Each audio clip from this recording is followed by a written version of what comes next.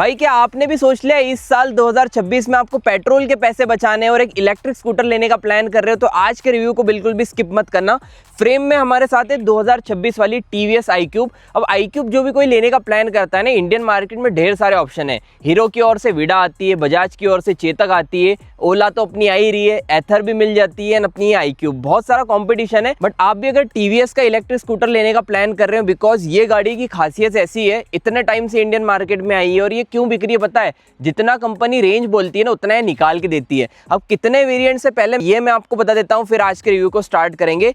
iQube start होती है मात्र 1 लाख रुपए की एक्स-शोरूम प्राइस से। इसका बेस मॉडल 2.2 किलोवाट आवर का आता है। मतलब अगर आपको सिटी रनिंग करनी है, 75 किलोमीटर की रेंज, 75 किलोमीटर की रेंज देने वाला 2.2 किलोवाट आवर का मॉडल है। उसके बाद आता है हमारा सबसे ज्यादा बिकने वाला मॉडल, जो कि आज साथ में रहने वाला है 3.1 किलोवाट आवर। ये आपको 100 किलोमीटर की एग्जैक्ट रेंज निकाल के देता है। मतलब ये हम फुल चार्ज करके लाए, 100 स्क्रीन पे दिखा रहा है और उतनी रेंज इको मोड पे निकाल के देता है।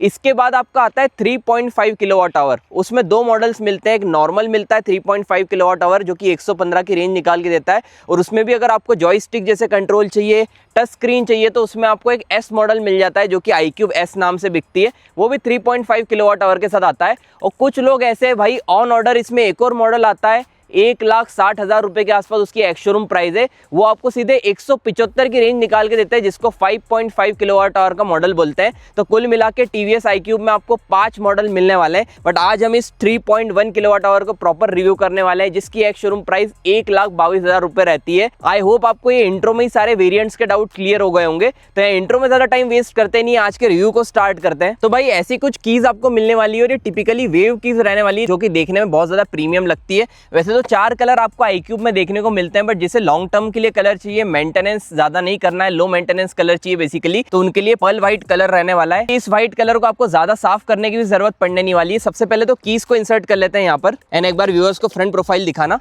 ये देख लो। यहाँ पर आपको फुल एलईडी हेडलैम्प सेटअप यहाँ पर देखने को मिलने वाला है, हाई बीम लो बीम के साथ। ये आप देख सकते हो, यही आपकी low beam and high beam का काम करने वाला है। और ये आपको सारे ही वेरिएंट्स में सेम हेडलैम्प सेटअप देखने को मिल जाता है।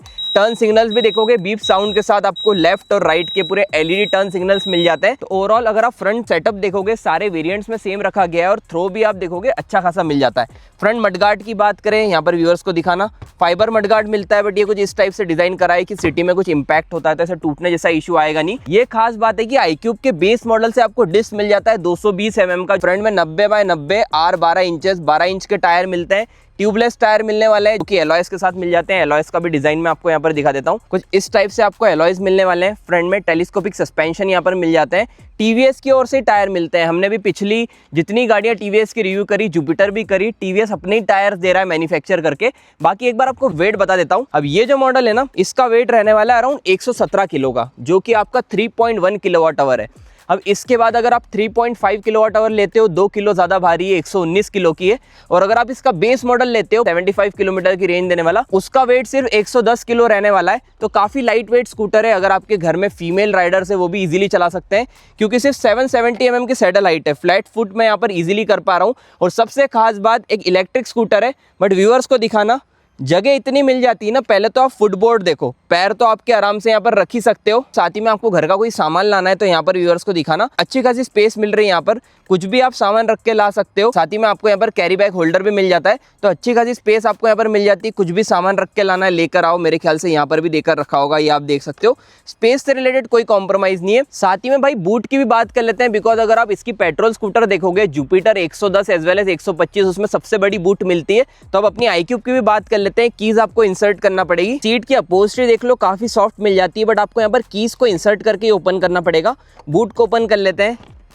भाई ये चेक करो, इतनी बड़ी 32 लीटर की बूट स्पेस आपको यहाँ पर मिल जाती है। इसी में आपका USB चार्जिंग पोर्ट भी मिल जाएगा, OBD पोर्ट भी मिल जाता है। मतलब कुल मिला के आपका एक हाफ फेस हेलमेट आने के बाद भी अच्छी खासी स्पेस मिल जाती है। हालांकि अभी तो मैंने अपना यहाँ पर सिर्फ जैकेट ही रखा है, बट जितना आपका स्टफ है ना, सारा इजीली आ जाएगा। खास बात ये कि पिलियन के लिए आपको बैक रेस्ट भी मिल जाता है, और यहाँ पर भी काफी सॉफ्ट अपहोल्स्ट्री यूज करी गई है। और इसके पीछे अगर मैं दिखाऊँ ना, तो भाई कंपनी ने कार्बन फाइबर वाली इंसर्ट दे दी है iQube की स्टिकरिंग के साथ। बेसिकली स्टिकर यहाँ पर लगाया है, बट देखने में काफी बढ़िया लग रही है। क्यूब पार्क असिस्ट टेक्नोलॉजी मिल जाती है और रियर टेल लैम्प का भी मैं आउटपुट चेकआउट करा देता हूँ। सारे वेरिएंट में सेम टेल लैम्प रहने वाला है। ये देखो, ये इसका हैजार्ड स्विच है। बीप साउंड के साथ आपको ये टर्न सिग्नल्स मिल जाते हैं, आपके रिवर्स लाइट, मतलब कंप्लीट एलईडी मिलने वाला है। ऑब्वियस सी बात है, इलेक्ट्रिक स्कूटर है। तो रियर की ओर आते तो देखो, मैंने आपको बता दिया 3.1 किलोवाट आवर बैटरी पैक ये रहने वाला है। तो इसमें आपको BLDC हब मोटर मिलती है जो कि iQube के सारे लाइनअप में सेम रहने वाली है।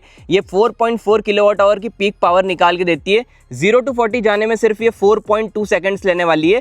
बहुत सारे लोग शिकायत करते हैं कि यार हब मोटर है तो इसमें गाड़ी जब भी पंचर होती है तो बहुत ज़्यादा दिक्कत आने वाली है। तो देखो, मैं एक चीज़ बताना चाहता हूँ, है ये ट्यूबलेस टायर। अब आप चाहो ना तो ट्यूबलेस टायर बाहर से ही पंचर बना सकते हो इजीली कहीं भी जाके। तो ट्यूबलेस टायर है तो देखो, पंचर से रिलेटेड ऐसा कोई इशू आना नहीं चाहिए। साथ ही में इसकी जो मोटर है ये भी प्रॉपर आपको कवरिंग के साथ मिल जाती है। आपको डुअल सस्पेंशन मिलने वाला है, राइट साइड भी सस्पेंशन है।